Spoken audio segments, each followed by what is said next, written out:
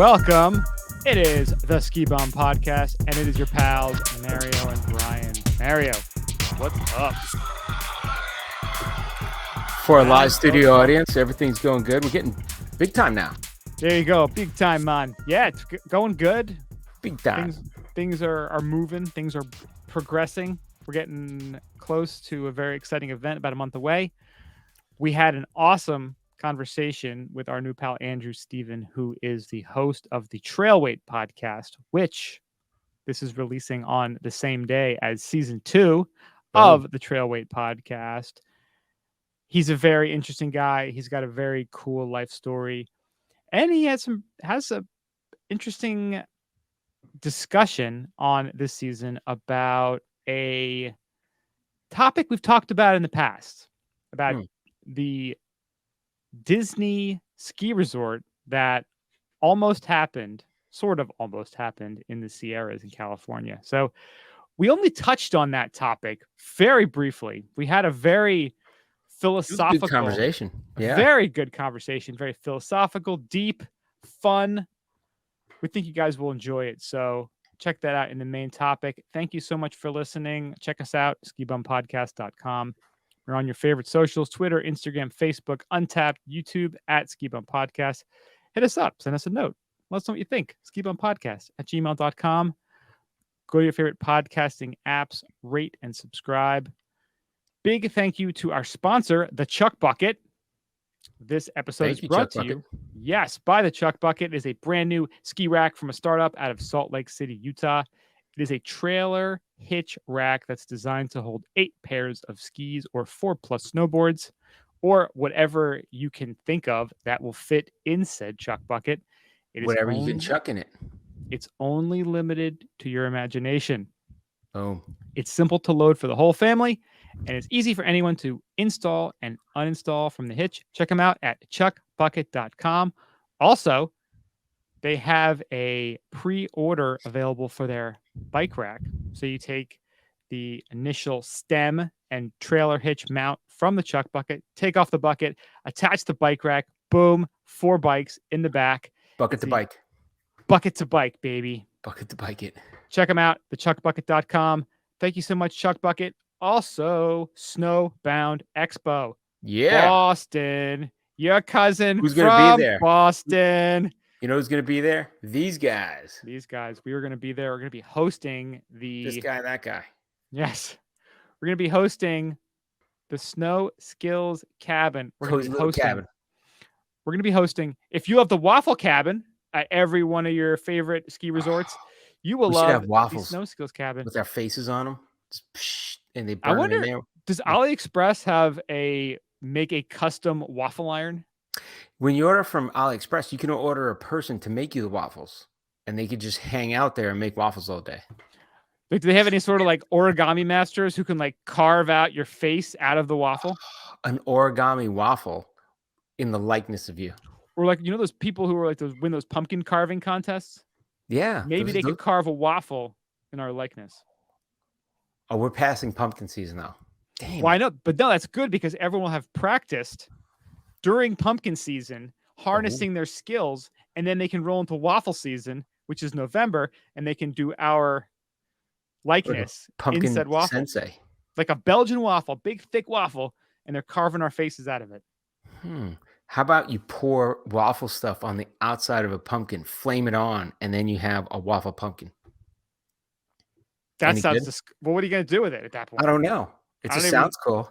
Is that like an Iowa State Fair kind of thing? Like deep fried pumpkins? Wrap it in bacon, of course. Wrap it in bacon. It's some kind of turducken with a pumpkin in there. Like a funnel cake pumpkin. Ooh, a funnel cake turducken. That could be something. A turducken. Does the funnel cake, would it stick to the turducken? I don't know. How about you take the turducken, shove it in a pumpkin, and deep fry the pumpkin with the turducken in it? Or just blend it all up and pour it over your waffle. Whatever you got to do. Yeah, it's another smoothie bowl. Snow Skills Cabin, Waffle Cabin. We'll have waffles there, maybe. Would a beef smoothie bowl be good or bad? Depends how hungry you are. I mean, it's all beef, right? Like, I just don't know about like liquefied bacon. Just take your Chipotle bowl and just liquefy it. Yeah, right? Chipotle bowl with meat and rice. That actually wouldn't be well. Isn't that kind of what you're That's doing when dog you food, eat it? isn't it? It's like eating a baby anyway. It's just gross. You're already in that zone. It's just nasty. But what's not nasty, Boston Snow Show, Snowbound Expo, Heinz Convention Center, November 18th through 20th. We will be there all 3 days hosting the Snow Skills Cabin stage. There's going to be awesome guests. Be the highfalutin ski bums in the back bay, slugging it out. It's going to be wicked. We're excited. We're going to have discount codes next week. I don't know what happened to them. We haven't gotten the code yet, but we will have it next week. If you want to wait a couple minutes, get 50% off. We're kind of telling you the DL, but next episode, next post episode, on the socials too, or just the socials. That's the easiest way. Once we get it, it's going out distribution. Snowbound Expo. We are going to be there. We're super excited. Hopefully, we'll see you there. Check it out, Mario. Let's kick this podcast off the way we always do. It's time for Après today. Well, I've been appraying already because we're doing this on a Friday, so it's been a rough, long week. And it's funny because the last couple, not the last one, but the previous few before where we had to do rappers for interviews, we did a bunch of them on Mondays. And you're like, yeah, I got filtered water, baby. I know, just water. I'm like, nope, no water today. I'm like, I got home. I was like, I wanted to drink at work today. It was bad. I got to say, it's one of those weeks that you're just kind of, it's a full moon week. I think I wanted to punch somebody in the face. It was just a rough week. And it's kind of like you wanted to punch, then cry, and then hug. Like, it's just a weird ass week. And emotions are all over the place. Just kind of feel like I got run over by a truck a little bit. So today I was looking forward to happy hour, little après. There you go. And then I realized, I think it's like a good après, but a little angry good après, because I realized, you know what? You know what we missed? We missed freaking Oktoberfest this year. Oh, look at you.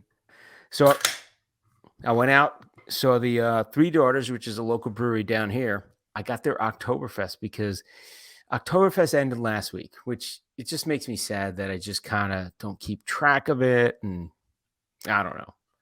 But anyway, what to do. You're living your life. You're banging things out. Like, this is not, you're not like 23 and you're like, you highlight on your calendar year. This is. I know, but it's it's highlighted on my calendar for next year already. Look at you. So we'll see. We'll see if it goes. The rebirth 2023. Well, the big thing is especially Oktoberfest, trying to get people to go, because everybody's like, oh yeah, man, I'll go. We're going to do Oktoberfest. And then you book a ticket. They say in January. And you make a reservation. And that's when you see who's really going. Because people are like, oh man, I don't have the money for it. Oh, I don't have the time for it. Like, my wife's never going to let me go. I'm like, dude, don't you remember we were hanging out and you were like, fuck her. I'm going to go wherever I want. Dude, I had 4 beers. It was, it's different time. Yeah. Exactly. Just like the ski trip we were going to take too. Remember that? Oh, yeah. People who flake on ski trips tend to flake on exactly too. Oh yeah, we're going to Jackson Hole. We're going to do big air. Okay, we're doing Corbett's, bro. We're doing Corbett's. That's easy to say, 4th of July weekend when you're in Tampa. Yeah. When the rubber hits the road. Oh, I can't do it, bro. Can't make it, man. No, you can make it. I didn't work out all summer. Come on, man. You're still going, and I'm throwing you off of Corbett's. That's what your legs into shape. Ski your legs into shape. I'm going to help you realize your dream. I'm going to throw you off of Corbett's. How about that? You know what they should do? Remember that scene in Fight Club where he pulls the gun on the guy working at the convenience store? Yeah, it's a little bodega. And he pulls his wallet out. He's like, what is this? He's like, it's an expired college, ID. Yeah. He's like, what were you going to school for? He's like, veterinarian. He's like, I'm going to come back in 6 months. If you're not on your way to being a veterinarian, I'm going to kill you. And he's like, the next meal he has is going to be the best meal of his life. That's right. Take your friend to Corbett's. Don't let him realize you've attached a string to him or a rope. Yeah. Maybe going. The string isn't going to work. The rope. You launch him off there, and right when he's about to plummet to his death, you kind of reel him in. Or you could just push him. It's like, hey, why don't you look at Corbett's, and then boop, just a little hand, just whoop, the little hand from God just pushes you down. They should have Jackass at Corbett's. A Jackass, have a bungee there that you can and hook. That's when Jackass is shut down forever. You hook it up to someone, you push him off. That would be great. Oh, damn. until they swing back and they smash their face into the side, and then they're hanging unconscious. Yeah, and then you're there for like 5 hours. It's not even what happens. It's like you got to hang around. The paramedics, the crying, like you don't have time to deal with it. Like I got to go. Just saying. Like I'm very sympathetic to a point, and then I'm like, all right, you got to shut this fucking guy up. My ski day. So horrible. God damn. See, it's been one of those damn weeks. Man. So how's the beer? So I'm drinking it's a Marzen, which Marzen is like the Oktoberfest type of beer, and it's a little caramelly. It's almost like a malty. I would say that's the. It's like liquid malty caramel. It's just definitely awesome. And this one's actually pretty dry on the dry side. Now you've had several things from Three Daughters, and I think you liked a bunch of stuff. Was something that was like terrible from them? Oh, there's always like every brewery. I mean, I've had Dogfish Head stuff that was just like, why would you put that in a bottle? But no, Three Daughters is legit. They're out of they have a St. Pete one now, and right out at the beach here, they have a tasting room right above Hooters.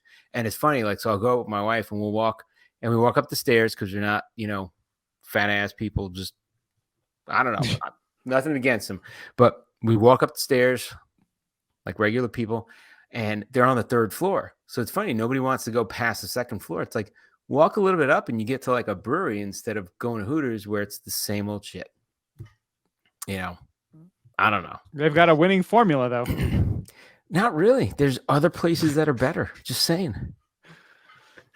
That's true. It's a very basic spot for people who want to creep on waitresses.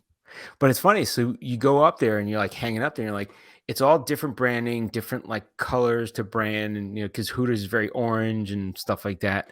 This is like very baby blue. So it's kind of orange and baby blue. They go together. It's kind of like Ski Bum podcast colors. Complimentary. So we go up there, and we go up there quite a bit because they opened up, I gotta say, like 2-3 months ago. And every time we're at the beach, I'm like, let's go get one beer there and just hang out, see what they got on taps. And, they'll rotate and put their new stuff on. And now they know us like, hey, how's it going?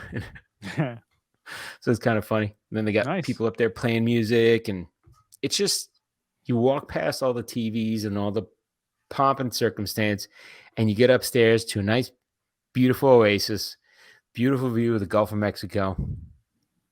Little crunchy dude playing his guitar, and you're just drinking a fresh beer. Not bad. And you can almost picture yourself being at Après at a ski resort, can't you? Yeah. Just a little colder, a little more clothes, the boots on. I love my boots. I actually look forward to wearing my ski boots. You're a madman. I gotta say, those ones we got, though, the custom ones, that's the way to go. That's the only way to go. That's what gentlemen do.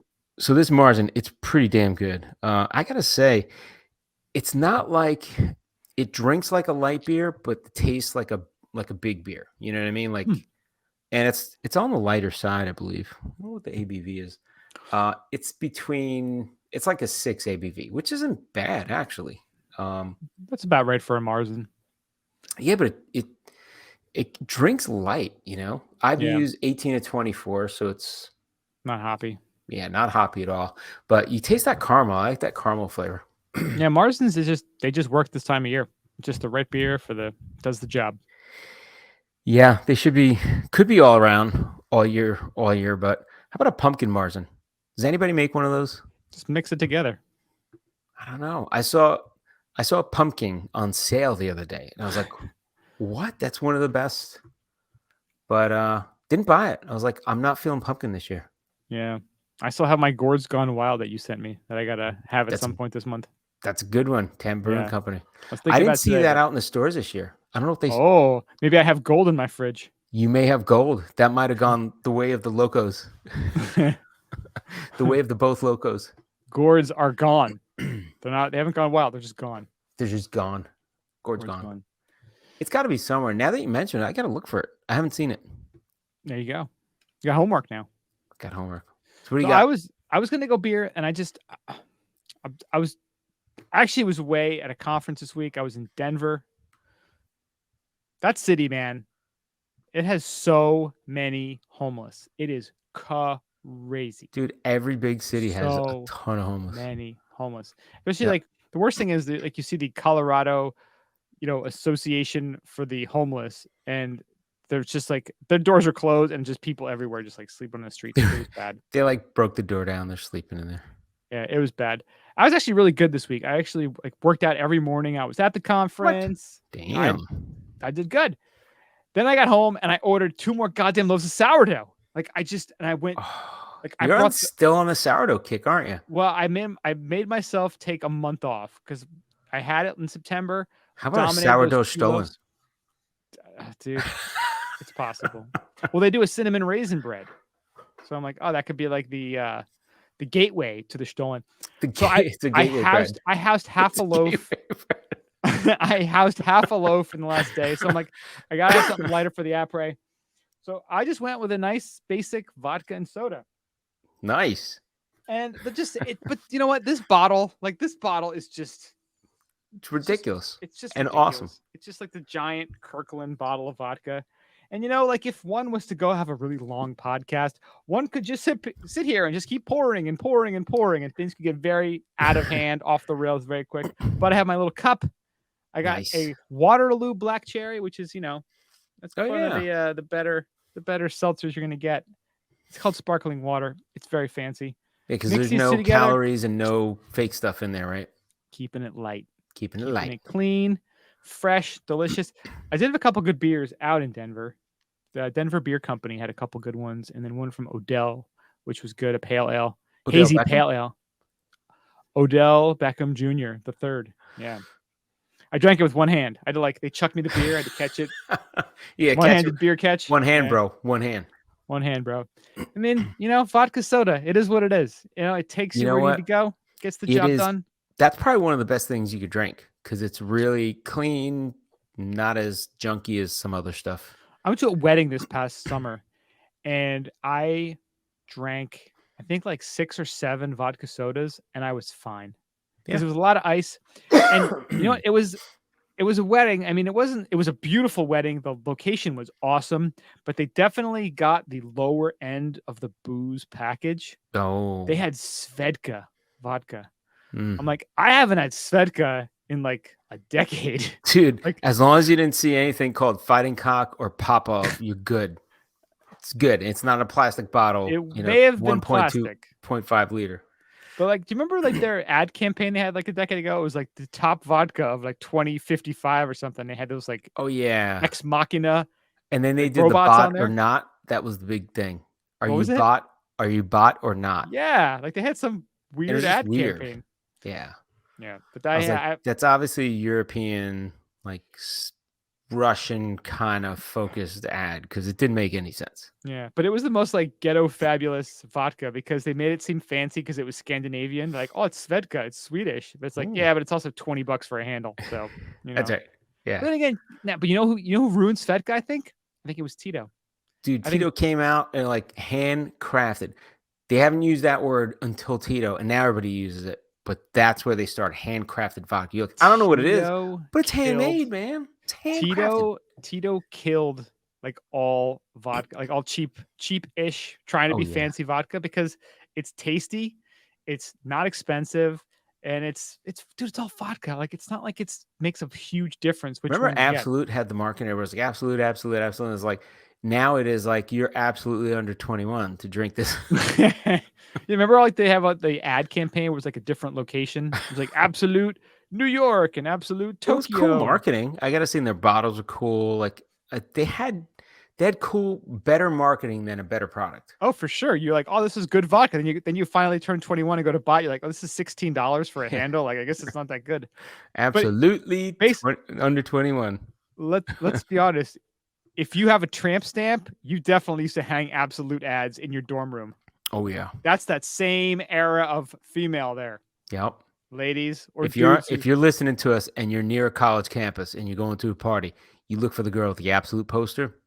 You're in. But I don't think they do them anymore, do they? That was like from like back in like the early 2000s. Or if you have your Marlboro jacket, remember that? It's people were saving the points. When people used to smoke, they used to actually get, and you just like take somebody's like, I don't smoke, but I'm like, give me your points, I'll take them, and you cash them in, and that was it. Everybody's like, I'm gonna get a Jeep. I'm like, you know how many freaking how many cartons you got to turn in? Like, you're going to like, the one guy's like, I'm here to pick up my Jeep. I got my Jeep. Where's my Jeep? I didn't even. I've spent $80,000 on cigarettes. I could have just bought 3 Jeeps. I got 3 Jeeps. Marlboro points. It's so horrible to even laugh. But you know what pisses me off about those commercials? No, I get mad at those people because I see it. They run those commercials at fucking dinner time. I'm like, I'm ready to eat spaghetti, and I see I am here, and they fucking show. It's horrible. You know what, though? I'm not mad at myself for laughing at that because you know what? That guy lived his best life. He said, fuck this. Living my best life. I am going to smoke. I don't care what those communists or the Surgeon General say. I'm going to smoke these goddamn cigarettes. I'm going to save all my points, and I'm getting that Jeep. Respect. But the best it was all outdoor gear. It's like, I've seen these fat motherfuckers smoking. There's no way they're hiking up Machu Picchu, but they got like fucking, I'm trading in for some Marlboro like hiking boots. I'm like, you're not even going to use those things. Marlboro and Merrill synergy. Oh my God. And it was like kayaks and all this outdoor stuff. I'm like, you're never going to, you can't even like huff and puff to get that kayak going. Like, what are you doing? Was there like a Marlboro like tracheotomy microphone? Or perhaps like one of those little jazzy scooters? Oh, a jazzy. That would be great. Marlboro jazzy. Hey, like, how you doing? What about like a Marlboro like prosthetic leg? God damn. When diabetes, your whole foot falls off. Holy my Marlboro foot. But it was all outdoor gear. It was like ropes, like carabiners. I'm like, fishing rods, right? You can fish while you're smoking. But you get a Marlboro carabiner and you're like, am I really going to use this to climb and hope it holds my weight? No, absolutely not. On our way to the top of Mount Everest, he used his last click of his Marlboro carabiner before ascending to the top. Before plummeting to his death. And all the way down you hear, ow. Ow. Ah.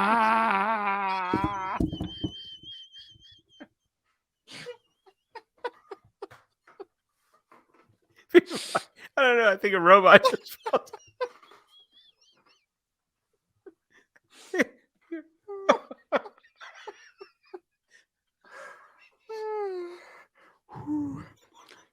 I think a robot fell to his death.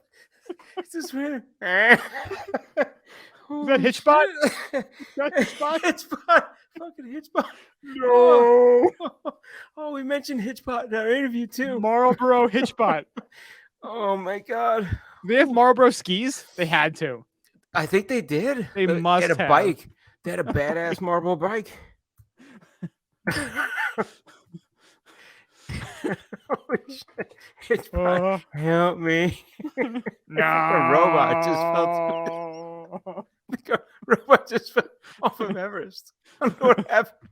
Oh my God. So anyway, I think they still do this. There's no way they still do that.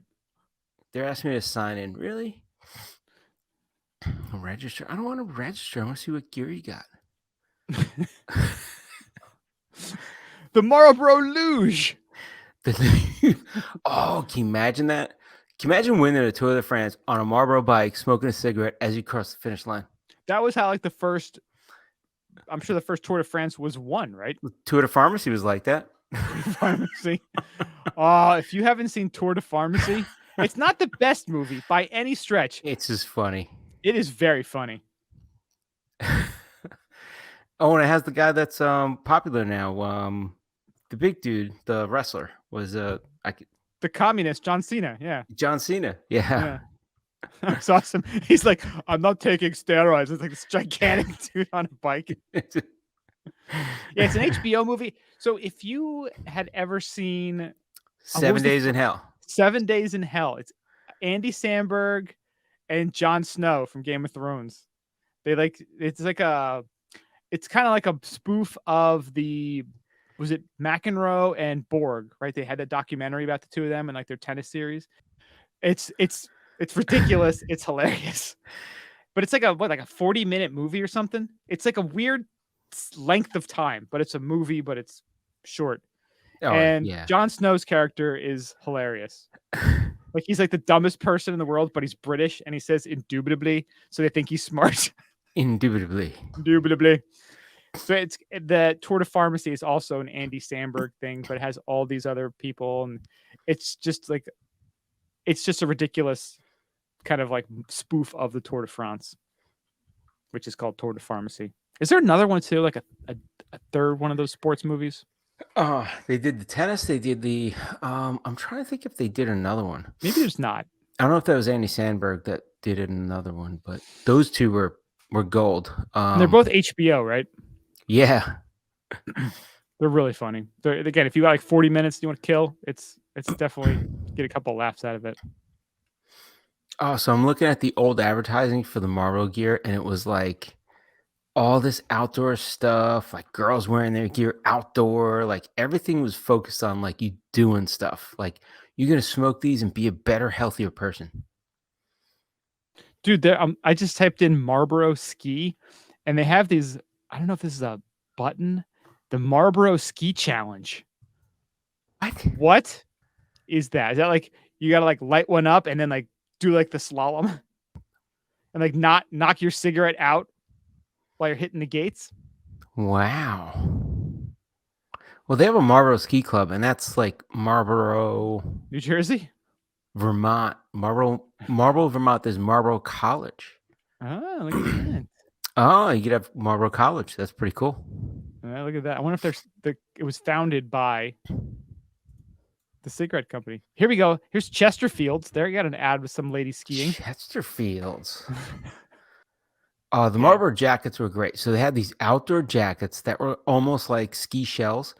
And I actually knew people that wore them skiing. Oh, look at this. Marlboro Big Compass Puffer Winter Ski Jacket. Is that a newer one or is that old? Oh, that's old one. This is on Poshmark. People are selling this shit on Poshmark. Oh, dude. This could be some good like Gaper Day stuff. Yeah, look at that. Marlboro Adventure Team. So they have a ski jacket. They have a puffer jacket. So they had puffer jacket before puffer jacket was a thing. I guess so. They're trendsetters. High Marlboro leisure wear at the Rosignol Mercedes Ski Show in Outaouais. Whoa. Damn. The Marlboro Hot Dog Ski Show. Different time, man. Damn. Hogback Mountain. That was what's in Marlboro, Vermont. Here's another one. It's not Marlboro, but it's an old cigarette ad. If a slip-ups caught you cold, why be irritated? Light an Old Gold. Apparently Old Gold's like a brand of cigarette. So basically, if you fall on your ass skiing, pop one of these cigarettes and you'll be good to go. Yeah. Don't worry about that broken leg. Just pop a cigarette. You'll be fine. It's what Burt Lancaster would do. That's right. Paramedics get there like, quick, put a cigarette in their mouth, light it. Here we go. Winston, flavor that goes with fun. Winston tastes good like a cigarette should. It's like pictures of people skiing and falling. Oh, dude, on eBay, there's a Marlboro Ski Challenge hat. Damn, that's a beauty. Nice. Sounds a message. Let's go to ski news. We have friends at this resort. Mario, you visited here. Was it 2 years ago? I think 2 years ago, right? I think it was 2 long years ago. Yeah. Ober Gatlinburg under new ownership. Boom. Local entrepreneur and former Sevier County attorney Joe Barker has acquired Ober Gatlinburg and all its assets. So, like, it's just a dude. This isn't like Jay Peak being bought by a giant multi-resort conglomerate company. This is just a guy. A dude. Including the aerial tramway and employee housing properties from longtime owners, the Anders family. The property is held under a long-term lease from the city of Gatlinburg dating back to 1961. That lease has been reassigned to Baker. Details are still forthcoming on whether other investors are involved in the acquisition. Current Ober Gatlinburg president Kent Anders will stay on through March in a consulting role. Mark Adams, former president and CEO of the Gatlinburg Convention and Visitors Bureau, will serve as the new president of the resort. Anders told SAM. The decision to sell was bittersweet, but the time was right. The Anders family opened the tramway in 1973 and has owned the ski area, which started as Gatlinburg Ski Resort in 1962, since 1975. Adams told the Mountain Press that he and Baker aim to expand Ober Gatlinburg's already extensive list of year-round offerings. Work started this week on a downhill mountain bike course at the resort. Other outdoor attractions like zip lines and an ATV course are being considered as well. Nice. Dude, that place is legit like party fun time. So if you go skiing there, it's great. It's a lot of fun. You get the tram in. In the winter, they do all sorts of crazy shit. They got animals around like bears, like they have like kind of like zoo-ish kind of, but rescue stuff going on. And then downtown Gatlinburg, if anybody listening has been, it is a fun party time. It's like a little slice of 42nd Street from Manhattan. Let's put it that way. Really? It's like super built up in the middle of nowhere. So you go up and you got all these restaurants, everything that's there, you know, is they have like a Ripley's, believe it or not. They have Bubba Gump. Like I said, it's like you're walking down like New York City. But then outside of that, it's all wilderness and cool cabins and mountains. It's beautiful, beautiful area. And you got Dollywood not too far. Yeah, Pigeon Love Forge. Dolly.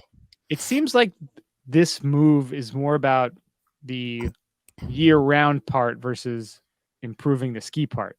Yeah. But yeah, just as a stat here, Ober has 10 trails, 1 terrain park across 38 skiable acres with 600 feet of vertical, served by 5 lifts. So a lot more going on there at Ober Gatlinburg. So it'll be interesting to see if it stays on the Indy Pass after new ownership. It's kind of a gem. Like it has a lot of potential to do more. But that tram goes about 2.5 miles. Wow, that's legit. Like it's a legit tram. Yeah. Nice. Well, we'll see where it goes.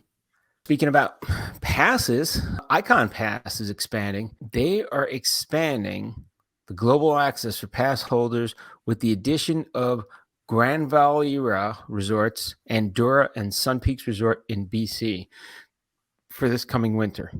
Grand Valira Resorts, Andorra, and Sun Peaks Resort in British Columbia. So they added them, and they're on sale now. And 5 additional new partners announced: Chamonix, Mont Blanc Valley in France, which is huge, Sun Valley, Idaho, and Snow Basin in Utah, Lota Ariel Resort in Japan, and Panorama in British Columbia. Members of the Icon community now have access to more than 50 iconic mountain destinations in 11 countries. So those are pretty huge. So they added these, but they added the other ones pretty recently. Well, the reason why I even added this is I'm obsessed with Andorra. Even as like a kid in 5th grade, I remember we had to learn. Is that Spain? No, it's its own country. It's its own country. It's like between Spain and France or some shit like that. Exactly. Right? Yeah, it's there, and it's its own country. And I remember as in 5th grade, we had geography and we learned about the European countries. And I remember there's this little tiny country between, in the mountains between Spain and France. And I've been obsessed with it ever since. I was even looking at what it takes to get citizenship. Right? Liechtenstein, that doesn't do anything for me. This, if you had to look at a country and look at what percentage of your country is ski resorts, I think Andorra must have the highest percentage of ski resortage to country. How about skiable area? Because you could then argue the entire country is skiable, right? Pretty much. Yeah, so it's in the Pyrenees. I'm trying to get the actual, because it looks like it's a couple of different resorts all together. And when you look at pictures of it, if you ever have skied in the Alps, you're so far above the tree line, you have your trail, and then you have basically all the other space where you can just go off piste. This is kind of like where they all come together. It is the largest, most modern skiable area in the Pyrenees and one of the largest in Europe, with a total of 303 kilometers of slopes. Andorra is now on the map. Combining the Andorran ski resorts, Ordino, Arkeli, Pal, Arensal, and Grand Valira has opened up a world of varied, fun-packed experiences, a chance to experience snow sports in Andorra to the full and enjoy the magnificent natural setting every day of the year, all with just one pass. So you got 303 miles, 215 slopes in total, and 123 mechanical ski lifts with a single pass. Damn. Boom. Look at this. 17% of the GDP of the Principality of Andorra is from this ski resort. Boom. What other country has their ski resorts providing almost 20% of their GDP? Wow. What is up? Andorra. I think when we're at the Boston show, we're going to find the Icon Pass people and be like, hey, man, can you get us over to Andorra? Because we want to do a story. I believe I included them in our reach out, and we've heard crickets so far. So 2 weeks in Andorra. That's what we're looking for. That's it. Just 2 weeks. We'll even figure out our own airfare. My big bucket list for the next few year trip is going to be Japan. I got to do Whoa, nice.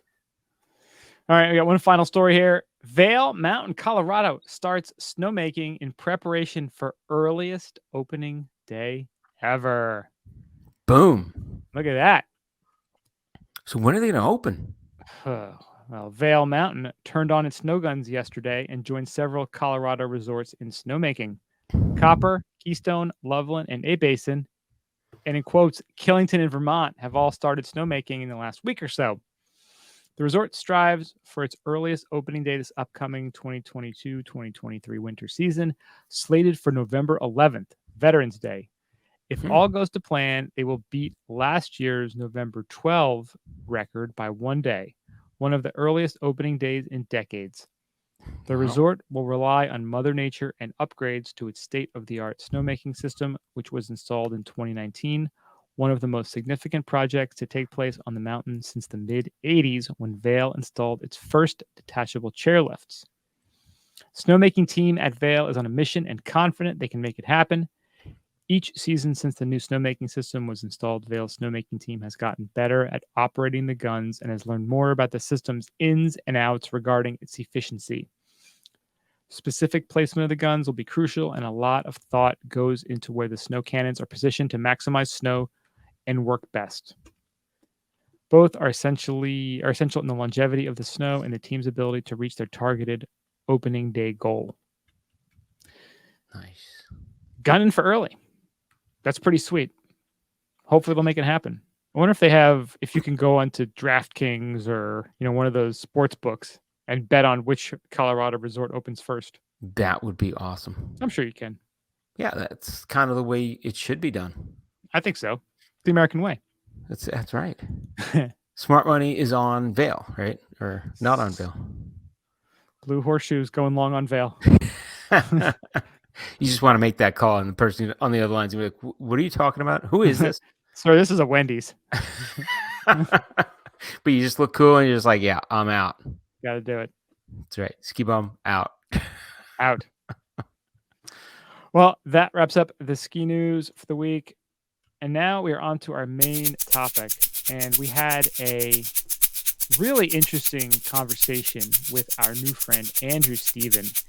He is the host of the podcast, the Trailweight podcast, which is about hiking outdoors and lessons learned along the way. Andrew's got a pretty interesting story that we got into as to how and why he started his podcast. And kind of the reason why his people reached out to us was because in this upcoming season, which is debuting when this podcast comes out on October 17th, he was hiking in the Sierra Nevadas and started to learn about that proposed resort that Walt Disney was trying to open in the 60s, and went into it on one of his episodes of his upcoming season. That was kind of how it was pitched to us. We started, that was the initial thoughts to talk about it, but we took the podcast in a totally different direction. Very different direction. Turned out to be really cool. We had a really good conversation. A lot of interesting questions were asked. We had some cool ideas and thoughts. So we think you're going to really enjoy this. So this is a conversation with our friend Andrew Steven from the Trailweight podcast. Check it out. We have another very special guest this week. He is the host of the Trailweight podcast. He is an amateur explorer, expert coffee drinker, and podcast maker, Mr. Andrew Steven. Andrew, welcome. Welcome. Thanks for having me. Yeah, absolute pleasure. So, Trailweight podcast. You guys do it season, right? So you guys had your first season last year. Yeah, or was it? I don't know. The pandemic is still messing up everyone's calendar. It was 2021, 20. I don't know. Yeah, it was about a year ago.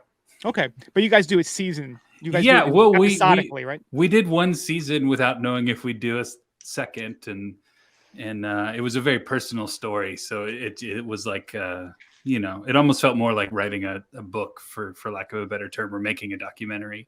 But sort of this other opportunity came to do a second season, and who knows, maybe we'll do a third, or maybe this will be the last.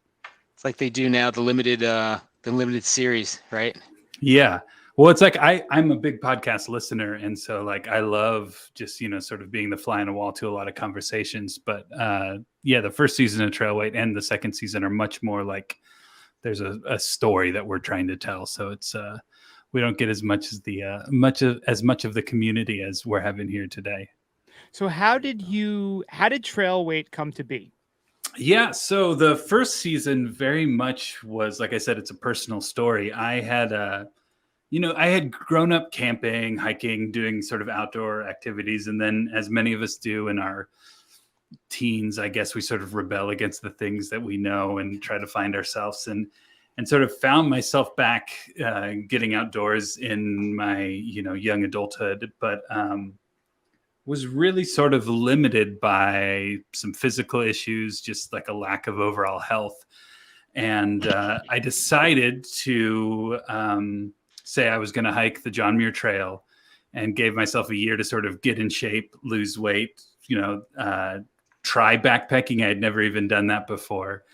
It was, so the podcast chronicled my journey to get, physically fit enough to do this month-long, 200+ mile hike, and then also tell the stories that I learned sort of on the trail, the people I met, and the bigger questions.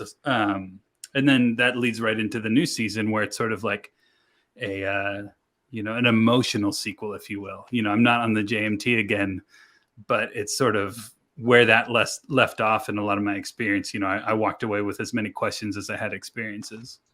How did you find it within you to go through that journey? Because it's, humans were very momentum based. So whatever we do, we keep doing. And to make that pivot, like that's not something everybody can do. So how did you find that in yourself to make that happen? Yeah, no, there's I'm not great at it. First of all, It's very interesting. You do these interviews, and like everyone wants to know, like, I ended up losing about 100 pounds. And so like people want to know, congratulations. Wow, that's a lot, dude. Here's the 5 steps, how can you do it? And all this sort of stuff. And while I have thoughts and advice on that, I also recognize that everyone's different. But I would say the two sort of motivating forces were, as a podcast maker, as someone who works in media and entertainment, like for better or for worse, I sort of chronicle a lot of things. I'm constantly recording voice memos or taking pictures and videos, and like, oh, this could be a cool idea, taking notes, writing stuff down. And in that doing, like I was an early adopter of Fitbit and sort of tracking all this sort of stuff. And so what I found for me, something that helpful was like having things that I could measure that could also show progress. So like a lot of people gamification. But it's even like a lot of people talk about like how like stepping on a scale, for example, every day might be the opposite of motivating, because if it's not making enough forward momentum or making enough change, it can sort of deter you a bit, right? Exactly. Mm-hmm. But so it's like, the thing I found very helpful for me was just looking at things like steps and miles. And it's like, could I take 10 more steps, 100 more steps? Could I walk 1 more mile today? Could I start jogging? Could I move faster? Could I jog a half a mile more every week? Could I, and just finding whatever metric it is for you that can sort of be, sort of that you can see the progress in. Because when you see success, I feel like you're much more likely to continue on. And then the second thing I did was, again, sort of as this storyteller, podcaster, creative person, really sort of looking at my life as like a story, as a book or a movie, and just sort of, am I living the life that I would want to see a film version of? And sort of, for better or for worse, trying to make decisions based on, would this make a good scene in a movie? And if it didn't, maybe changing how I approached it. I had a friend who says when he goes out hiking, sometimes you have to throw your boots over the river to motivate yourself to cross it. And so it's kind of, if I want my boots back, I gotta cross this river. So it's kind of tricking myself in that way. I guess understanding too, it is one step at a time, right? So setting small goals that keep you motivated towards that end goal. It's like they talk about, you hear the common saying, how do you eat an elephant? One bite at a time. Right? Yeah. Like it's one little piece and one little piece, and you just keep going and going until you're done. So it has its downsides too, because once you accomplish the goal, or say, so I did the JMT, but it didn't go exactly as according to plan. I don't want to give away too many spoilers if you want to listen to the first season. And how can people do that? You can go to trailweight.co, or on any of the podcast places, you can just search for Trailweight. But yeah, it's one of those things where when it doesn't go according to plan, it can also be very discouraging, and it kind of can have the opposite effect too. So it's like really trying to find that balance of having these big ambitious goals, but not letting that define sort of who you are or what it means to be successful. Go back to what you're saying too, like, you want to be the hero in your own life. Sure. Like, this is your story. Like, oh, I went to work every day at a job I hated. I kept doing it because, that's what my parents told me to do. And it's like, to snap yourself out of that, and it's hard. It's very hard. It's really hard. This is a weird metaphor that I just thought of, especially because this is like a ski podcast and we're talking about outdoor adventures and stuff like that. But I remember I grew up very like sort of conservative, traditional values and stuff like that. And, I'm not married, but, you hear people talking about divorce, and I forget where it was, but someone the other day was talking about like, divorce doesn't necessarily mean it was the failure of a marriage. Sometimes a divorce is a success story because it's like, it's what needed to happen in this relationship. How many people do we know that are married for, I was talking to somebody about this just yesterday. You see people married 30 years and they're miserable. It's like, what would be the next step of your marriage is to get divorced. Because sometimes like together, you can be, there can be unhealthy relationships and divorce and unhealthy divorces. I'm not trying to say get divorced or stay together. I'm not a relationship expert, but it's that subtle shift of going, like sometimes things not going according to plan isn't a failure. Sometimes that is a success. And sorry for that weird tangent. No, that's quite right. Actually, after this whole pandemic, I went back to my office a couple months ago, and I saw a friend of mine who I hadn't seen in 2.5 years. And I'm like, oh, how's it going? He's like, oh, pretty good. I got divorced over the pandemic, the lockdown. I'm like, sorry or congratulations? Yeah. And he's like, oh, congratulations, for sure. Or both. Like, things can be two things or multiple things as well. Things are not. You get locked up in the same place with the same person, you realize whether or not you're going to make it for the long haul. That's for sure. Yeah. Well, that was a very good test. Oh, yeah. That's also one of the great things about like getting outdoors and doing things. Like I'm more of a hiker than I am a skier, but I have skied.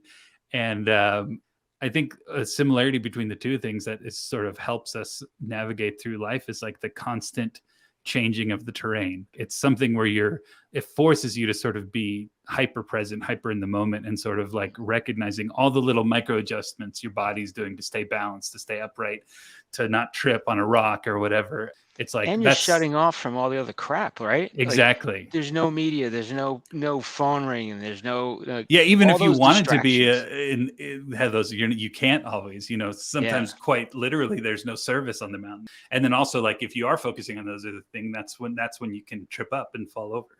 Yeah. It's a very good metaphor for life. Adapt and evolve. Hiking, skiing. You have to be able to adapt and evolve, otherwise you will fail. Yeah, and not to sound too pluggy, but that's even why we call the show Trail Weight, because there was a very literal weight that I was carrying that I was trying to lose. But there's all this emotional weight. There was personal things going on that were unplanned and unexpected. And then also the weight of what it means to be like a responsible outdoors person. And the very act of skiing or walking these long distances, there's an obvious effect it has on nature. Like the fact that there's a trail here where maybe there wasn't before.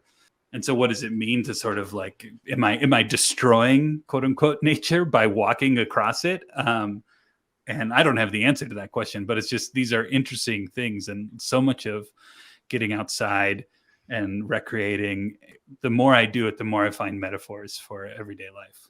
Well, they're good things you get to think about because you're out in wilderness thinking about just that. You're not distracted, right? And I think, let me ask you, as you went through this journey, did you realize you started thinking about how you got where you were? Totally. There's one of the things is you're kind of forced to think because there's nothing else to do. You can only listen to so many podcasts or albums on your phone and headphones before you just, start going mad. And you want to be alert for mountain lions. Totally. Bears. And bears. And rocks bears. And everything we said. Battlestar Galactica and bears. Yeah, and what I find interesting too is that it almost creates this monk-like routine in doing like long distance through hiking, where it's literally, I know what every day is going to have in store for me. Obviously, the specifics will change, but it's pretty simple. It's wake up, eat, walk, eat, sleep. And that's every day.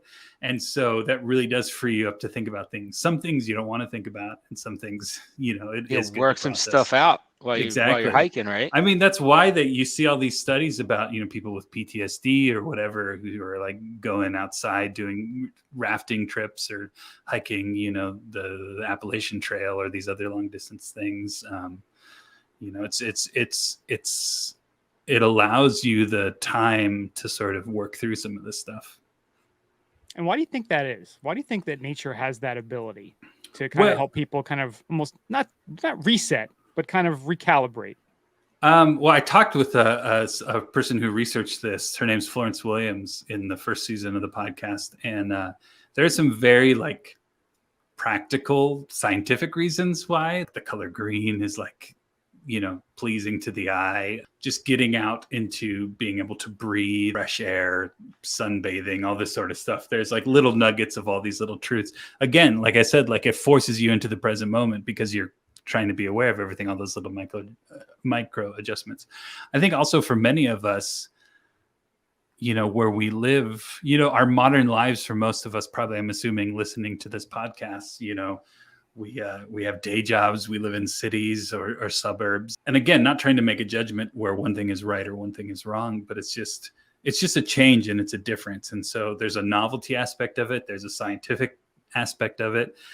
And then I think just getting physical, like moving around your body, we know that helps us, endorphins and stuff like that. And so it's super important. Even here, like I live in Los Angeles, in the middle of the city. But, one of my favorite things, like I'm a big city apologist, even though I love the getting away too. Like I'm very lucky that I get to like go away for extended periods of time. I was just in Alaska a couple months ago, and then nice. I get to be, here in the heart of everything. But I love getting outside and walking around my city. It's amazing how that has an effect on your day.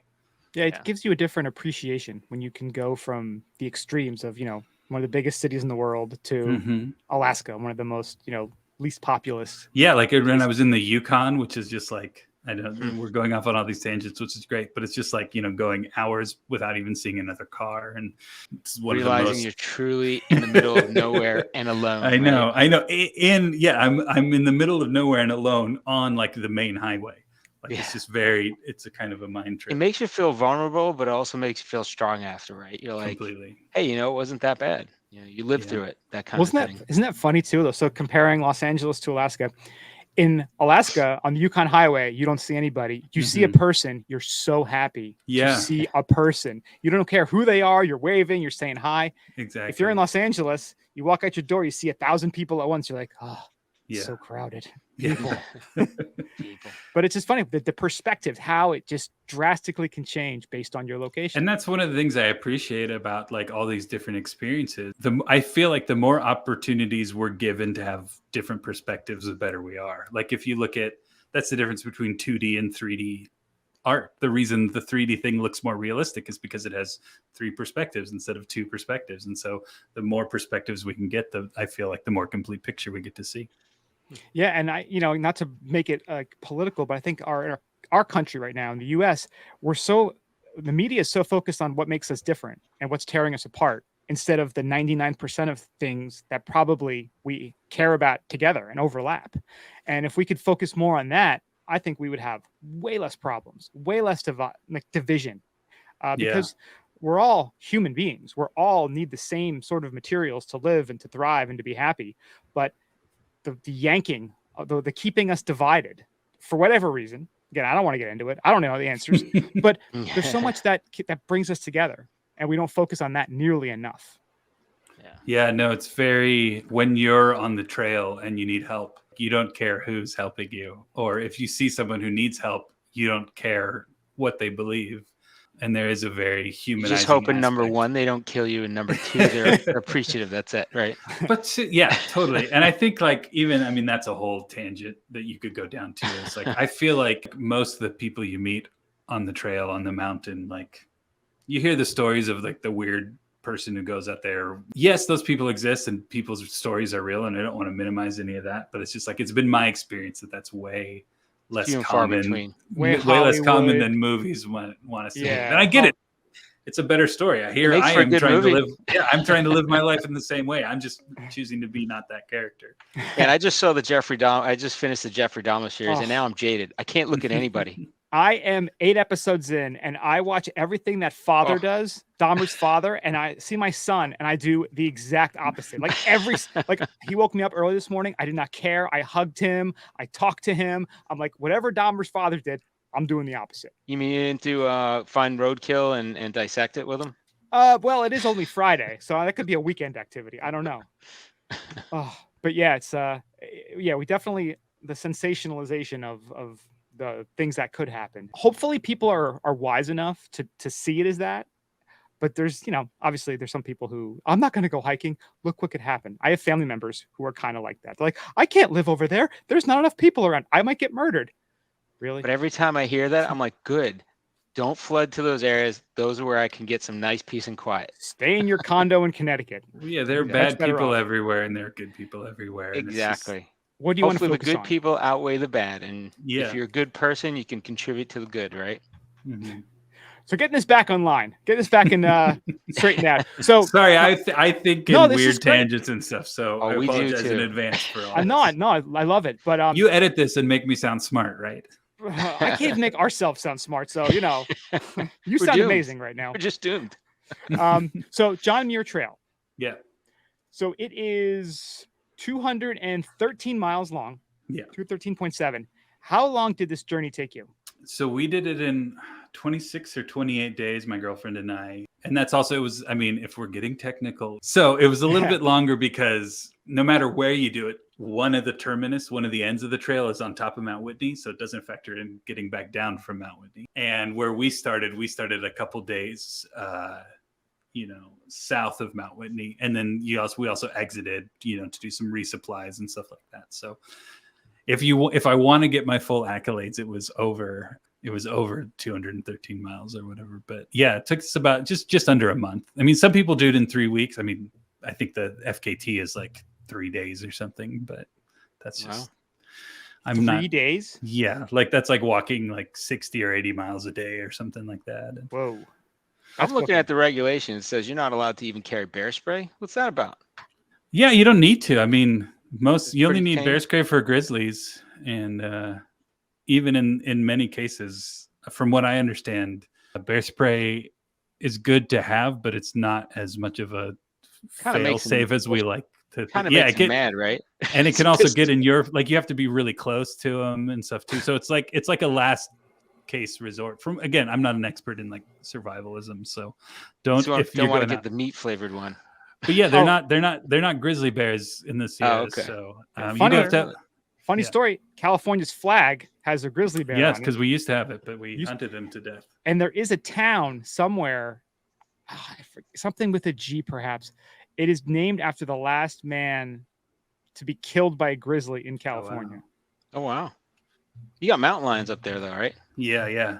We so I did in 2021, I did the High Sierra Trail, and we saw some mountain lion prints on one section, and it's like they say they're everywhere, right? Yeah, I mean, those are what you really need to be afraid of. And the good thing with all these stuff is all these animals, they don't, if they know you're there, they don't want to be around. It's just it's the surprise, like, or the fun. accidents. Yeah, I don't want to play. Like they've for this new season, I interviewed sort of climate and wildlife expert, and she studies bears. And a big part of her study was learning that bears will pretty much do everything they can to avoid humans. And for better or for worse, not trying to even make judgment on it, but we can see how their populations and where they live and migrate to and stuff like that has dramatically changed based on where human populations are. I stay away from humans. I get it. Yeah, I guess when things really get dicey is when they have cubs. Yes. Or if you surprise them, that's why you have things like bear bells and stuff where you talk. Like the whole idea is same with mountain lions. Like if you see a mountain lion, that's when you're in trouble, because you'll probably never see them, because they're going to want to stay out of your way. What do they call them? Heads up, you're coming. Ghost or something? Yeah, they might be tracking you. They might be tracking you and you don't see them. But if you see them, or if you come, downwind or upwind or whatever of a bear, and you don't see, and you're by water or something, and there's loud noises, like that's when most of these, horrible stories occur. That's it. They call them the ghost cat. They say they move. Yeah. So quiet and so unseen. Yeah, I mean, we have him here in Los Angeles. I'm not too far from Griffith Park, and the mountains around here, and there's, we have him out here. Wow. You go out for a jog and you better get your cardio going. It's good motivation. Start moving, right? I know. Speed work. So what was the time period when you did the trail? So we did the trail in 2019, and then the podcast came out in 2020. So like it was basically August of 2018 to August of 2019 was the year I spent sort of training, and then the month of August is when we did the JMT. So what did you do for training to prepare? So like you were, obviously you were in not as great a shape, right? So you kind of did some training to prepare yourself, and I know it was a concern, so it was smart to do, but like, what did you actually do? I mean, walked everywhere. Lucky enough for my work. And then again, like this is one of the things I love about living in a city is you can walk everywhere. If I had time between meetings or whatever, I would walk instead of drive. Awesome. That was a huge part of it. And then I started jogging. I got up to running 10 miles right before. Wow. I mean, I as soon as I did the hike, I stopped jogging. Like I said, I'm near Griffith Park. I mean, still to this day, I go to Griffith Park at least once a week and do a hike there. Very, very, I love city parks, and I love this one specifically because there is some decent steep grades and stuff like that. But then we're also less than an hour away from the Angeles National Forest with, tons of even high elevation hiking, and very, very spoiled to be living in Southern California where we can get out. So I hiked a ton, I walked a ton, did a couple of, honestly, not too many. I think a total of maybe 3 or 4 nights backpacking before actually getting out. And mostly that was just to like test out the gear that we had gotten. And see, that's smart too, right? You're not going out on the trail on this, multi-day hike and saying, it's the first time I ever had this backpack, exactly. First time with these shoes on. That's a big thing, shoes and gear, to make sure you actually know how to operate your gear. That's like, we talk about in skiing a lot, if you go in the backcountry, like having your beacon and your shovel and your probe, it's great to have it. But if you don't know how to properly use it, it's just like not having it at all. Or you break it out of the package on your hike and you're like, it doesn't work. Like I can't return it now. Totally. And I'd camped and hiked a ton previously. So like there was a lot of stuff too, where it's just like I had done this. I just had never, carried all my stuff with me on my back. Yeah. No Sherpa? No discussion of a Sherpa? They do some, you can do some, mule services and stuff like that, but not for us. You need like a Tesla robot, a hiking robot. As I've thought about doing the Machu Picchu trail, the Inca trail, and they have guide services and local people who will carry all your stuff and cook for you. And they said Americans are the by far the group of people that always want to carry their own gear. Oh, really? So they feel like they have to prove something, and like I like that. Everyone else, even the local people are like this. No, like this is these people's job. They're better at it than you. Like there's just nothing going for a walk. I'm not carrying stuff. Yeah, there's nothing wrong with having someone carry your stuff for you. You don't need to like prove your worth here. Like just come and do it. You're here. We accept you. So I was definitely expecting the opposite answer from that. I thought it was gonna be and like maybe Wally. it's all. And Americans like to be carried. That's what I was expecting to hear, right? Who knows? Can you carry me too? I haven't done the research on that, so I could be completely wrong. So possibly season 3. Yes, there you go. Right? Yeah, no, actually, I'm thinking about. So we wanted to go to do the Camino de Santiago in Spain. I don't know if you're familiar with that, but it's a walk basically across the country of Spain. It was originally like a religious Catholic pilgrimage thing, but so the pandemic kind of threw a lot of it's hard to travel, hard to do, because it's like so much of that is like it's like staying in hostels every night, and so there's a lot of like communal living and stuff like that. And so how long does that take? Well, I mean, again, it's like it's 30 to 40 days is I think is typical. That's an interesting thing too, and it's to me, I mean, if I'm forcing a tie-in, it's a little bit more like skiing because it's not necessarily just like one straight path. It's like a network of trails that you can sort of do, you can take different routes if you want to, or you can do this sort of, and it was basically, it's like people from all over Europe would walk to this one church, the Way of St. James. That's it in English, Camino de Santiago. And so, but it's like that one, it leads itself to like a lot of, like we were talking earlier, it's sort of the self-reflection. Like that's a big reason people go on that, is like oftentimes they literally tie into trailway are carrying something with them that they want to then like sort of leave at the cross or whatever, and symbolically kind of like in Breaking Bad when they're like crawling to the thing, right? The Day of the Dead, right? Yeah. Well, this is listed as a World Heritage list. Yeah, it's on the routes in Spain were inscribed on the World Heritage list. There are many routes. Yes, and they starting in different cities too. Right. Oh wow. So, that is pretty awesome.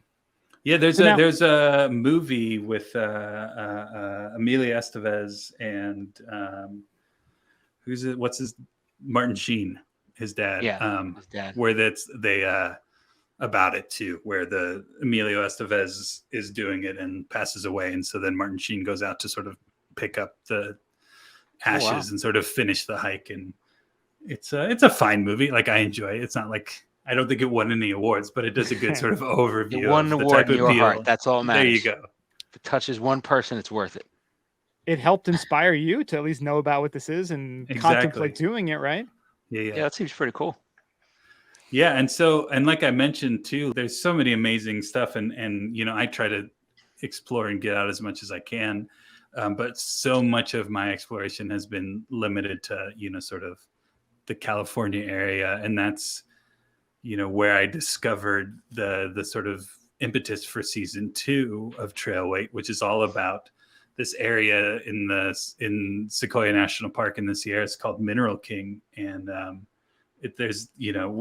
was there sort of on a whim one day, and not on a whim, I was camping, and we decided to go to Mineral King on a whim. And while there, I saw this little like plaque. It wasn't even a plaque. It was like something between like a laminated printout and like a plaque, talking about how Walt Disney almost built a ski resort in this valley. Yeah. And I was like, what on earth? Like, I'm a fan. I have a Disneyland pass. I live in Southern California. I was just there a couple of weeks ago. How do I not know about this? And that really sort of was the mystery that inspired season 2 of Trailweight.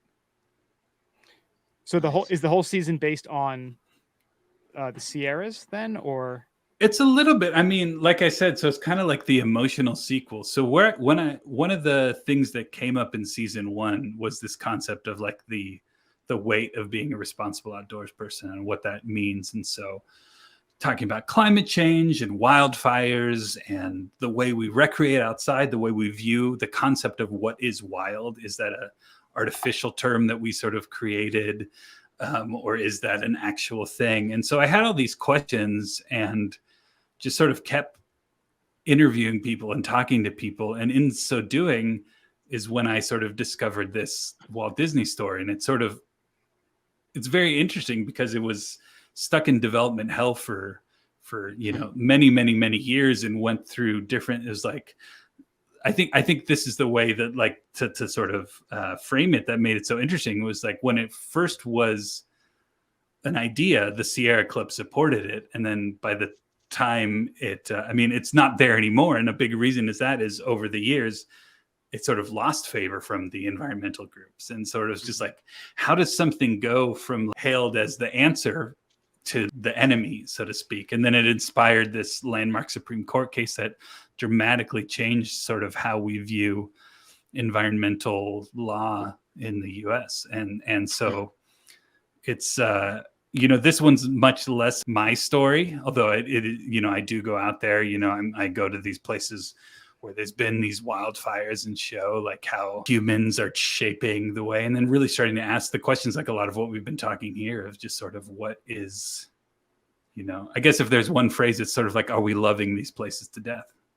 And I guess that the whole story too, capitalist growth mentality of a Disney versus the, keep things natural as they were, and where is the right mix? And what does it mean to keep something natural as it is? Right. Yeah. Poison ivy, like, is that exactly. Like, is poison ivy that and important?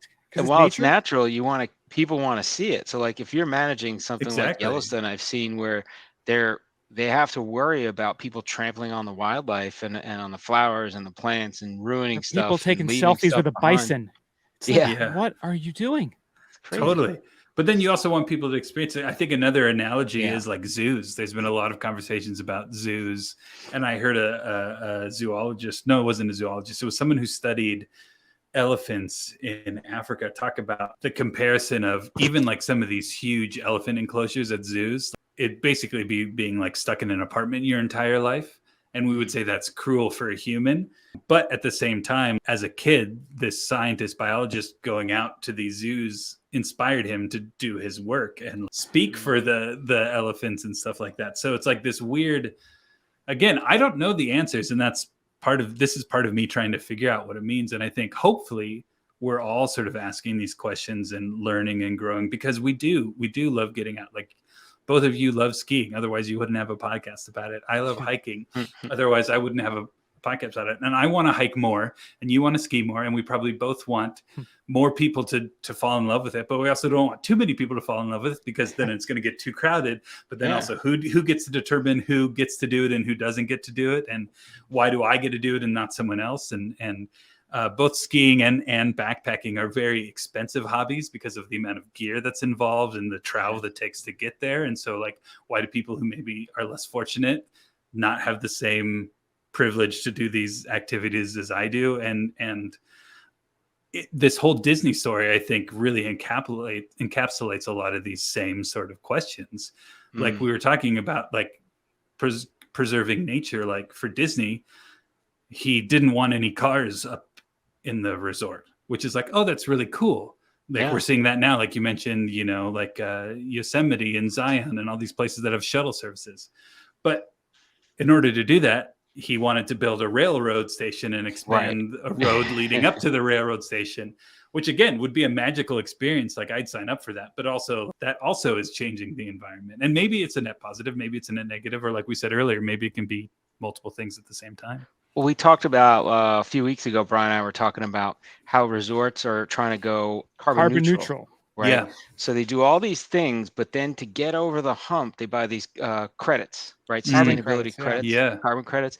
And it's kind of like cheating the system if you think about it. It's like, so I'm not going to do anything. I'm just going to pay somebody else to do something and say, well, because I funded it, I'm going to take the credit for that. Well, and I'm wealthy enough to do that. And somehow I got wealthy enough. Well, and I'm attaching some sort of exchange rate to the activity, and I'm paying for that activity. And so many companies have talked about being carbon neutral or whatever. And if you look at a lot of the ways they're saying they're going to do it is by doing tree planting and stuff like that, which is similar to the carbon credits. I forget who it was. Someone did a study, and they took all the Fortune 500 companies or whoever, the big companies that said they were going to be carbon neutral by 2035, by 2050. And counted all of them that said that they were going to do through planting trees, and found that there's not enough space on Earth to plant as many trees as needed. So if that eventually do it, though, obviously down the road. So if that's part of the plan, Mars. if that's part of the plan to do it, obviously that system isn't going to do it. Yeah. And I think one of the things I want to go back to is the comment you made about asking the question. Obviously, something's happening with the climate, but I think, again, people are polarizing themselves in terms of, well, humans are destroying the planet, to humans aren't doing anything wrong to the planet. Yeah. And to get on a team and to dig your heels in the ground and to go, I have all the answers, when most people are not experts in those fields, which to me is the most hilarious thing. And like, why not ask the questions? Where is the negative? Where is the downside? And that can be a cop out too. Like, I recognize that 100%. Me saying, I just want to ask the questions, I can wash my hands of any personal responsibility. But yes and no. I think asking the questions is a huge responsibility. It's and that's what I was going to say. Because you want to grow and evolve and get a better steelman argument versus having just a regular, I saw a headline, this is what I believe. That's just, it is what it is. Well, yeah, there's like, again, this is oversimplified, but there's that saying where it's just like, if you don't change your mind on one big thing a year, then you're not experiencing enough, you're not learning enough, you're not thinking. Exactly. I want to be open. And a big part of this for me is really, like I said, it's asking those questions, looking what I can do personally, and then trying to understand what is the weight of the responsibility. Recreating to a point of like, there's going to be changes. The forests all around me are on fire. If that means that it doesn't need to be an all or nothing, I guess is what I'm trying to say. It doesn't mean like you could never go camping again, but maybe we see it's things like that, like the fires, and you have to start thinking, we can't keep doing things the same way. Exactly. Right? Like, so maybe I don't that discussion. Yeah. Like, I have a goal. Change. Sorry to overtalk, but like, I want to visit every single national park. Like, I have a map behind me with push pins and where I've been, but also there's amazing parks, within a few hours of where I live, amazing nature places. Like, maybe the cost, quote unquote, of driving, traveling, flying to all these different places isn't worth what I gain from visiting all. Like, maybe that's just an ego checkbox that I want to, fill out some scorecard.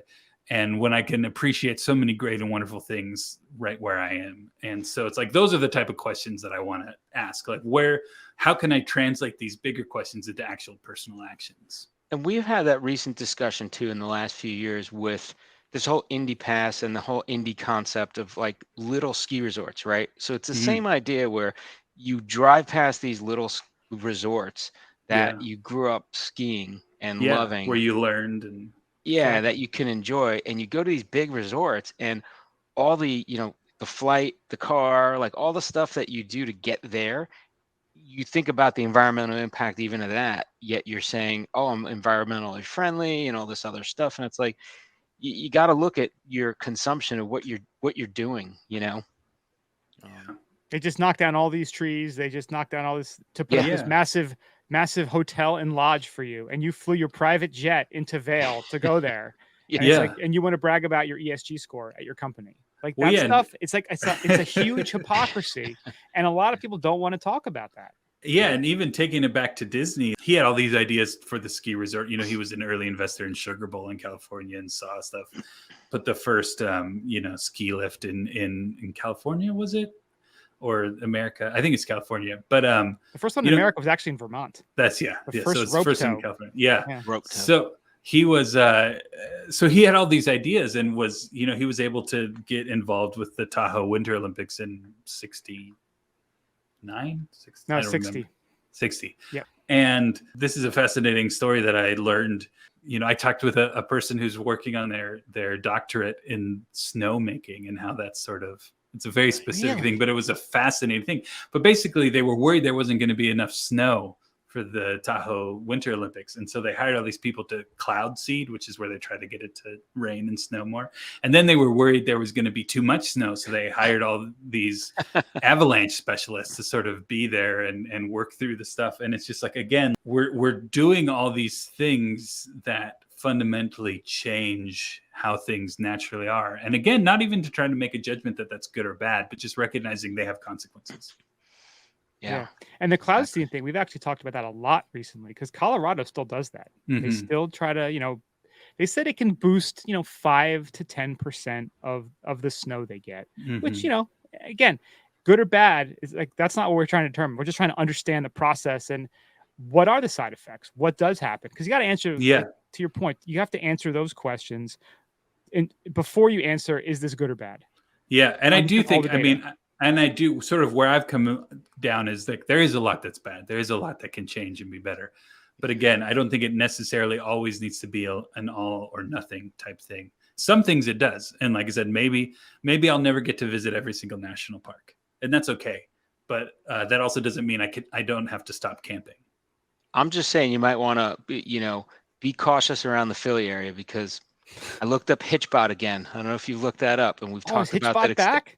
No, it's not. I was like, because we started talking. This was years ago. There was this. It was like a robot that went across the country, like hitchhiking. Like I remember pictures of it. Yeah, I'm dropping. And is that where they beat it with like bats or whatever? In Philly, decapitated, beat it in Philly. It got all the way across the country, and it got all to through Philly. Canada. All across well, we have. country. Do you have? I don't know where you both live, but we're starting to see like delivery robots for like food and groceries and stuff. Yeah, they look like little Wallies driving down on the sidewalk. Are people jacking those videos of that? I haven't seen anyone. I'm sure it's happened, but I go bowling and they have this little robot that delivers like your food to the little lane. So it's kind of cool. Like it's a nice little gimmick. Yeah. And I was talking to one of the guys and he's like, "Oh yeah, you got to see on Friday night. People just take it. It's like a buffet. People just taking stuff off. Just taking a wing, just taking a cheese stick." Yeah. But you couldn't get people to work during the pandemic, and then you couldn't get workers. You got to open your business back up. Turn to robots. Well, yeah, and this robots makes me think of like, I'm in California, and then they just copied us in New York, where we have a ban on new sales of combustion engines by 2035. A lot of people like whatever, but it's like it's also kind of a false uproar because like I think it's like Mercedes and like a couple other major car manufacturers is like, we're only going to make electric vehicles by 2035 anyway. So it's like, even if you wanted to buy something, you couldn't. But I'm all for electric vehicles. I do think it's better for the environment. I think it's better. But if everyone today switched to driving an electric car, we'd still have a problem with the pollution from cars and batteries and stuff like that. Well, and you got to produce that electricity. And wasn't that a problem in California? How there was rolling blackouts, or there was some sort of and people couldn't charge their cars. Yeah, or they said don't charge it at certain peak times and stuff like that. So it's like in Florida, we just had a problem here where people were without power for a week, and then they go to get in their car, they're like, it's out of battery. I can't go anywhere now. Right? Yeah, after the hurricane. So what do? So it's like and even if you were to solve all those problems, even the environmental toll of having to create that much electricity has a toll as well too. So again, it's like. Yeah. This is another one of those examples of like, let's make the positive change, but also let's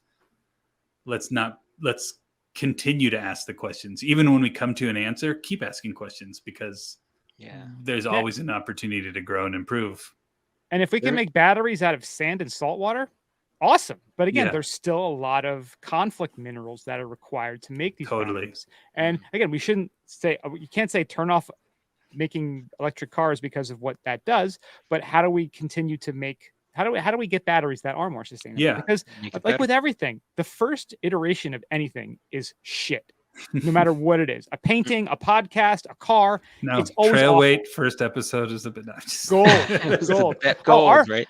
But it wasn't the first podcast I ever made. So there you go. Well, there you go. The first one that we did, it was the three of us sitting around a MacBook and not even know where the microphone was. So it was the first 10 were like that. They were horrible. We're just idiots.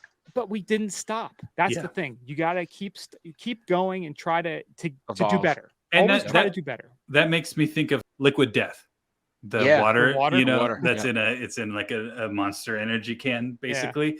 Part of their marketing is like aluminum's more recyclable than plastic bottles, which is true. But so it's like, water in an aluminum can is better than water from single-use bottle. But there's also, it's even better is just having your own bottle that you fill up with water from your house. Exactly. Now, but all the companies that make the reusable water bottles, like they come out with new colors every month. How come they do that? It's because it's like they understand people want to buy. So it's like it's this scale. Like, yeah, like let's try to avoid plastic. And if you have to buy something, maybe buying something aluminum is better. But if you can get something that's reusable that you can refill, but also don't fall to the same. And it's again, it's always asking these questions, always iterating. Like you said, the first isn't probably not going to be the best, and continue to grow. It's like, again, sorry to force the analogy, but it's like training for whatever your sport is, hiking, skiing. It's just like you keep getting in shape. It's you practice, like that's what I love. Some of like the people talk about, like this is a practice. It's not like you're never a master in it. You can always, you look at the greatest athletes, like they're not settling. They're always trying to improve. And I think whether you're at the gym, whether you're on the mountain, or whether you're, trying to make choices of to be a responsible human, we can always do better and try better. Yeah, that's a great, formula for a happier life too. Because we keep trying to grow and iterate and improve and get better. I mean, there's no reason why Mario and I should still be skiing and training and exercising in our 40s. But like, you know what? It's like, I don't want to give up. Like, I want to keep growing. I want to keep getting better because you know what? I feel more alive when I'm doing that. I want to be that 80-year-old guy ripping it down, breaking my hip. How'd you break your hip? Doing moguls. That's right. Yeah. See? Still doing moguls.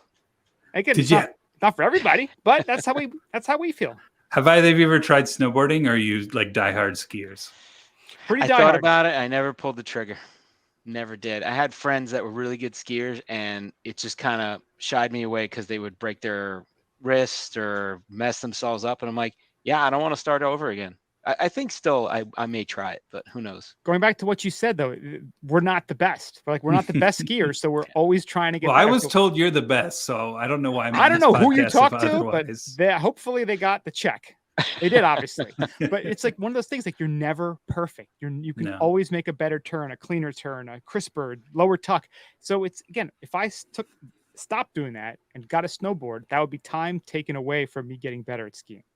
Well, it's also, Andrew, you talked about enjoyment, right? Like you enjoy being out there, right? Doing extreme things, you get a rush out of it, but sometimes it's not as enjoyable as just having that nice, cool, regular day out there where you enjoy nature and being out and hanging out with friends or something, you enjoy it more, and life's, you start realizing the more years you have on this planet, you start realizing how it's not about the extreme things. It's about enjoying every bit. Totally. And it goes back to what we were saying about how you define failure and success. Yeah. Yeah. That was actually one of my favorite movies is the Warren Miller movie, Line of Descent. It came out in 2017 and it had a whole segment on snowboarding, but they had it. And this was the first time I ever found snowboarding. Like I thought it looked so awesome is that these guys, they were surfers. And they were like, what's really kind of taking us away from the experience we want on our snowboards is our bindings. So they had the bindingless snowboards, and they were up in Mustang Powder up in Canada. So they had beautiful snow, like a foot of powder, and they're kind of really snow surfing on these snowboards with this fresh powder. And they were even saying that too. They're like, if you're a competitive snowboarder, you have to keep evolving, keep progressing, another half a turn, another flip. And at some point, all you're doing is just hurting yourself. And are you really enjoying your sport? And they were saying like we weren't enjoying it as much because of that stress and that anxiety and that risk of injury. But doing this, like this brought us back to like being a kid and the true love of the sport that got them into it. Yeah, well, and at the risk of tying this up into a bow and actually taking away a lesson from this, instead of just hanging out with some cool people, what I'm hearing throughout all our conversations maybe is an underlying through line of like balance. Sorry to force the analogy, it just popped in my head, but like when you're on skis or when you're hiking, like physical balance is so important, and you're going to balance your life because you're going to be out there. You got a podcast that's blown up. You got groupies chasing you now. But that's the thing. But it's easy. Come on, let's get it on. It's easy to talk about like on like a physical level, the importance of balance. But for me, at least, like it's so easy to be. That's the first thing I throw out the window when it comes to other areas of my life. There's a reason you need it when you're doing something physical, and there's a reason you need it in every other area of life too. Yeah, 100%. That is a beautiful bow. So are we going to put that on a shirt? Do I get a third of the profits from it? Absolutely. No, you guys can keep it. We'll send you some free shirts at least. There we go. I just have one question. Yeah. Since you are a coffee expert, what is the best coffee maker to have? I'm a coffee drinking expert, not a coffee expert. Weren't you making coffee when you were out there? What's on the the best way to drink coffee then? What, on the trail or at home? On the trail. The Verge, it's like one of those, hipster coffee, new age roasters, and they make a pretty good freeze dried, just add hot water thing. You just take a scoop of it and wash it down with some water. No. Honestly, I don't hate the little Starbucks Via ones. I don't like the Folgers freeze dried. You can make a lot better cup of coffee, obviously, if you're bringing beans or grinding it yourself, and there's a lot of really amazing gear that isn't too heavy. But I would imagine the dried is pretty light, right? Yeah, and it's easier, and it can work with, you can even throw it in cold water if you wanted to. But yeah, the Verge ones I think are the best. Like you're constantly balancing flavor and dissolvability. Like for whatever reason, the Starbucks ones, just like there's no grittiness, there's no sandiness. And it was invented, I believe, by, were they a skier or they might have been a rock climber who also worked for Starbucks.